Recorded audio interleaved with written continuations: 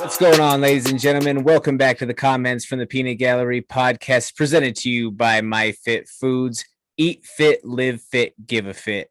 Go to myfitfoods.com and you will get free shipping within the state of Colorado. So check them out. And I am your host, Jordan Kurtz. I'm here with a very special guest today. We have my man, Jaime Hernandez. How you doing, bro? Pretty good. How about yourself, Jordan? Oh, I'm doing great, man. It's great to have you here on the show. You're back in action in a couple weeks here.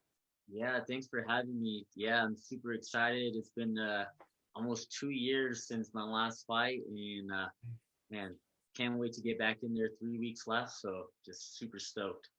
Oh yeah, definitely. So speaking of your fight, why don't you let the people know what are some of the details on your fight coming up? Where can people follow you, and how can they keep tabs on what's going on?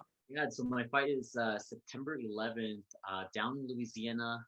I'm fighting for Gulf Coast MMA. The fight's going to be on Fight TV, so FITE.TV, and it's going to be on pay-per-view. Super easy to look up if you have a smartphone or a smart TV. Just put it on there, and it's going to be live on there. So definitely September 11th. It's going to be some fireworks, so definitely go give it a follow.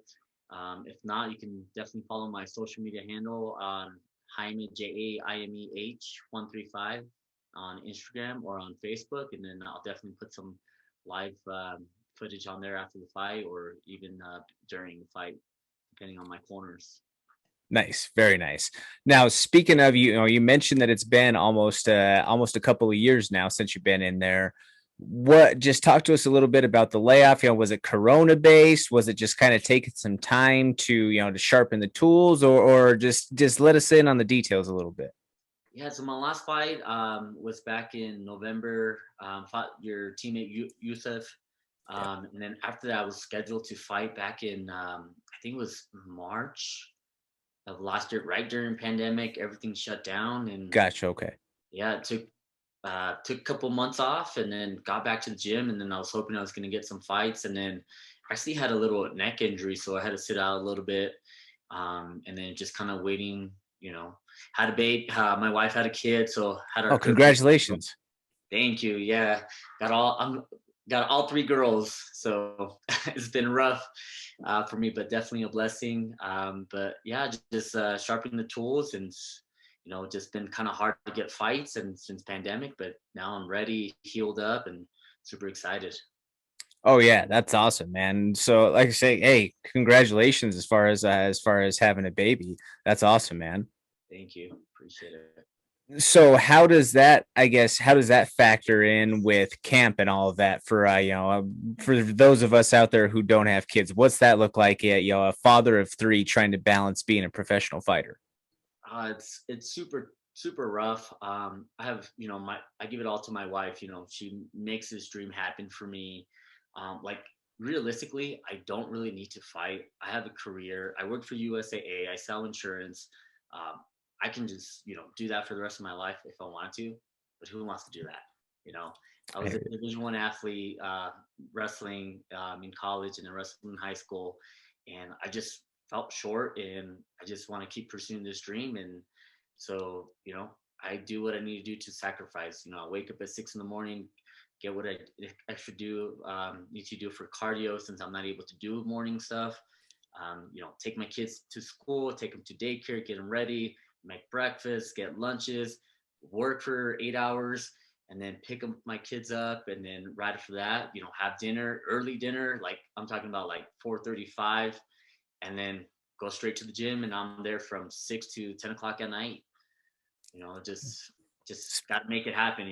If you want something, you got to sacrifice, and I'm only getting not getting younger, so got to sacrifice as much as I can so I can make it happen. No, I totally hear you there, man. But I feel like that's kind of it's a cool thing for your children to see, though, the kind of work ethic and the sacrifices that you're willing to make on that behalf. Yeah, they love it. Like they haven't seen my fights live. I just never really took them, and I think they're getting old now. I have my oldest is 6, my middle child is 5, and then I have an 18-month old, and they're like Dad, I want to go see, I want to see you win the Golden W. And, they get so excited and, watching some of my fights on TV on the UFC Fight Pass. And then so they're going to actually watch this fight and then they're super excited because, I take them to the gym, they roll around, they, you know, show them self defense and they love it. So they're super excited. That's awesome, man. So I got to ask, what got you into fighting? You mentioned you were a college wrestler. You wrestled, pretty much your whole life going into that. But what made you transition to say, "Hey, I don't want to just grapple. I want to go get punched in the face." You know what? It was just after my last year, I had ACL surgery, meniscus, and just didn't felt like I felt like I didn't accomplish what I needed to accomplish. Like I went straight to Division 1. I didn't want to go Division 2 or NIA Division 3 because I beat some of those. Like they were like NIA champions, Division 2, Division 3 All Americans, and I just wanted to be at that high level. And at the Where end of did you wrestle? Cal State Fullerton. Oh, So okay, nice, awesome. so I wrestled with TJ Dillashaw. So I was at 125. He was 133s. Matt Lopez was there. Jesse Taylor. So all those guys were in the UFC. You were in the UFC or are in the UFC still. Yep. And then after college, didn't really know what to do. And my buddy was coaching wrestling at an MMA gym, and he was leaving. And he said, "Hey, do you want to go coach?" And I was like, "Sure." So I gave it a try, teaching wrestling to MMA fighters. And then within 1 month, they asked me, "Hey, do you want to fight?" And I said, "Sure." Took a fight at Tough Enough in Las Vegas for my first amateur fight, and I won. And I got hooked ever since. Nice. So obviously, that's out in Cali. Then we're here in Colorado. What brought you to Colorado? So my wife was Division 1 gymnast at the time. Oh, nice, And awesome. she was born and raised out of here in Colorado, and she was like, "I'm bringing you out here," and I'm like, "Nah, I don't want to come out here." And came out here to visit a couple times, and then slowly just said, after we got married, we were like, "Well, let's go ahead and change the lifestyle," and came out here, and I love it. Just the outdoors, the people, cost of living for sure. Yeah. Oh, you're one of the few people who at this point, coming from Cali can still say that, oh man, like the cost of living in Colorado is not that bad compared to some places. Yeah. Because for some of us that they have grown up and are Colorado natives, it's skyrocketed for what we're typically used to, or for what someone I guess from around like my age is used to in that regard. Yeah, and it's crazy because I've been out here. I'm going on 9 years now, and even when I first came out here, I'm like, man, it's super inexpensive. Love it out here. And then now it's just like, wow, it just keeps going up. It's like, it's just insane. Oh yeah, and I've been in the property market myself, and it's just like, all right, well, everybody keeps on talking about how there's supposed to be this COVID dip and the bubble's going to break of the Colorado market real estate. My man, it is not happening. I stay scouring the listings all the time, and it's not happening. Yeah, and then it's like you're getting those people from California selling their homes, like 1,800 square foot homes for like almost $800,000, and then they're buying cash homes out here. And it's just, yeah, it's like crazy. So like selling insurance is like the members that I'm speaking to, they're like, "Man, I can't get a break. This is like the seventh home I put an offer in, the 15th home, and finally I just whatever I can get. It's crazy." Yeah, it's absolutely it's insane out there, man. What's up, Peanut Gallery? I want to talk to you guys real quick about a service that has helped make the convenience factor in my life go through the roof. I'm talking about My Fit Foods. My Fit Foods is healthy, ready to eat, fresh cooked meals that are prepared just for you. They're fresh, they're tasty, they're affordable because eating should not be complicated. We've all got to do it, so we might as well put clean fuel into our bodies. At MyFit Foods, they use low glycemic carbs, heart healthy fats, lean proteins, antioxidant rich spices to help you get the best results. There's over 50 freshly prepared menu items every single day, guys. So you can get great results by getting your food at MyFit Foods. Some of my favorite things are the peanut butter and chocolate bites. The Hawaiian beef is phenomenal. I could just mow through that entire thing. It's gone in like 2 seconds. So make sure that you check out MyFit Foods. Order it at myfitfoods.com. Eat fit, live fit, give a fit. Quick question for everybody out there. Who enjoys getting injured after taking a pop to the chops? Well, as someone who spends multiple hours per week speaking into a microphone, I know I don't. And I especially don't have the time to be making unnecessary trips and visits to the dentist's office. That's why I trust my oral protection needs to Impact Mouthguards. Impact Mouthguards offers custom-molded, custom-fit solutions for everything from mixed martial arts and Brazilian Jiu-Jitsu to powerlifting and nighttime products. Impact Mouthguards merchandise lineup offers things for both the badass beauties and the bearded badasses out there. Everything from rash guards and t-shirts to stickers and finger tape. Make sure that you check out www.impactmouthguards.com. Use the promo code Peanut Gallery in the chat. Let's switch gears a little bit here. Let's talk the matchup. So what are your thoughts on first and foremost, stylistically, and how do you see yourself matching up against your opponent? So stylistically, I feel pretty good. He's a boxer. His name is Jose Ceja. He's actually been out of the game for MMA for a while. Last time he fought was like 2017. He's 4-5. He's actually 0-6 in boxing, and he recently just got knocked out. And so this fight, I got 12 weeks notice. I was like, perfect. I haven't got a 12 weeks notice in a long time. And then about 3 weeks ago, they were like, oh, he had a pull, he got knocked out. And I'm like, man, well, find me something, I'm so ready. And then they came back, they said, hey, he's okay. Commission approved it. And I was like, all right, that's better for me. He just recently got knocked out and he's just boxing this whole time. Stylistically, I mean, the grappling and the wrestling part is there for me. I've been working on overall aspects of everything. The overall game of MMA, just everything's just been evolving, and so I think I'm gonna finish this guy. I'm not gonna lie. How do you see? Do you see a submission, ground and pound? Or are you gonna grind him, or just by TKO, one hitter quitter? How's it gonna happen? I see a submission coming for sure. Submission coming? Okay, yeah. Nice. I'll take what I can get. Do you see it being a major advantage for you training there in Colorado Springs at higher altitude, going down to Louisiana and fighting at basically, at sea level? Yeah, definitely. And even now I don't even get tired. I recently gave up meat for a year. It was just like a New Year's resolution, and I feel great, man. I can go like 8 5-minute rounds, like nonstop. I don't get tired. At first it was kind of hard to get used to, what kind of protein I'm going to get, plant-based. And it's just, I feel great now, just making that change for me. The weight's come down pretty easy. Don't cut much weight anyways. So speaking of that, now that it's you mentioned you're a little bit more toward the twilight years of your career. How has the body held up through time? Especially after going through the wrestling career that you've had to have some surgeries with.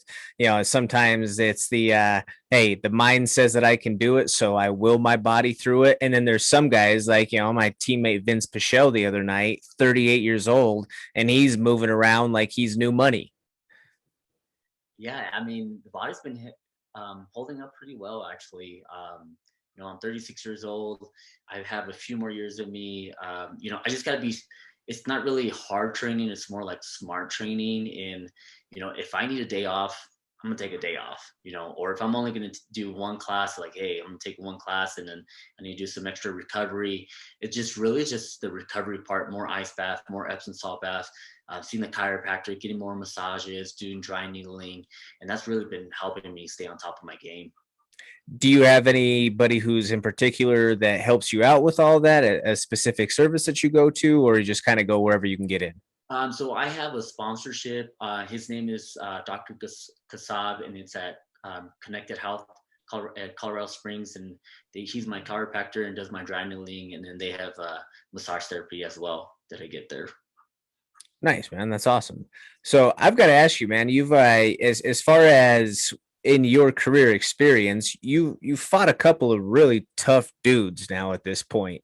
But whether it was Yusuf or to Hunter Azure, like how do you just feel that you can say that, you know what? Yeah, those may have been some learning experiences, but those are two guys who have gone on and been able to win at the highest level that the sport has to offer. And I stood toe to toe. I made the walk with them. Yeah, I definitely feel like I'm right there. Both those fights, I was like, you know, as for me, I want the toughest fights. I'm always going to want the tougher fight because it's going to get me to that next level. As I see both those guys, be successful in the UFC and continuing to be successful and keep winning, that makes my stock actually come up even more. I feel confident. Like I've been there. I've been toe to toe with those guys. I've taken their punches. Obviously didn't come out the way I wanted to be. But at the end of the day, I'm like, that is the highest level, and I know where I stand. I know where I can be. And, it's just right there. And it's at the grass of my fingertips. And, I just got to keep pushing myself. And, I'm just motivated and, hungry, and my family keeps me motivated. And so I'm just excited, just ready to have some fun. Definitely, definitely. Let's rewind the clock here for a second. What got you into wrestling way back in the day? What was it just, was it hey, I'm an athlete and I'm in every different sport and this one just kind of is what I took off in, or was like, were you a wrestler from the time when you were little? No, actually, I started wrestling when I was 14 in high school. I was Oh actually, wow. I used to play, you know, baseball. I thought I was good at basketball, just was too short. I'm a little chubby little kid, and I used to been bullied here. I grew up in a bad neighborhood in California, a lot of gang activity, and then I just wanted to protect myself. And my cousin was in wrestling. He was like, give it a try. And I was horrible, man. I was like, I think like 14. I wrestled a lot my freshman year. Like they put me in varsity, JV, soft rush. Like I would wrestle as much as I could. I think I was like won 10 matches and had like 25 losses. And I was just hooked. And my coach one day, like I overheard him, he's like, man, we're gonna have this guy and that guy. And he didn't mention my name at all. And I was like, you know what? I'm gonna show him. And all summer I wrestled, freestyle, Greco, did wrestling camps, went to other schools. And ever since then, just, was just motivated. And, I just got really good. In California, it's really hard to place at state or even to make it a state. So I didn't make it a state, but I made it to Masters, which is one before the state tournament. By Okay. then, you've already gone over like 1,500 kids just to make it to, to that qualification. Yep. And then I walked on to Cal State Fullerton, and and made the team. Took a spot, got the varsity spot. Just kind of just will, the heart of will, and just keep going. That's awesome, man. So obviously you mentioned that you've done pretty much across the board the smorgasbord of wrestling disciplines. If you had to say just, your personal preference or favorite, what was your favorite style of wrestling? Collegiate for sure. Freestyle was probably the second, and then Greco. Greco was just more just like fun, playing around with it. I was actually in Greco. I was one match away from being an All American at the Greco Nationals for universities. I actually lost to TJ, my own teammate. Gotcha. Okay. Well, that makes sense there. Sometimes you run into some stiff competition along the way. Yeah, definitely. So what was it like being an athlete at a school like Cal State Fullerton? Because Cal State Fullerton is a pretty well known university for its athletic program. Oh yeah, I mean it was awesome. My freshman year, the baseball team won the national championship. Yep. So it was a big shock, coming from a smaller school, going to obviously it's more of a commuter school, but it's still pretty big, and it was just a shocker. at first, and the way they trained at first, I had to get used to it, waking up at 5:30 in the morning, making the morning practices, and then going to the afternoon practices. Not on top of that, but like even being a student, like right after morning practice, had school, and then later on after school had practice, and then sometimes I had 9 classes, and it was a lot. It was a big learning experience and something you had to adapt, and then still be able to cut weight and try to get a lineup spot because there was only one spot available.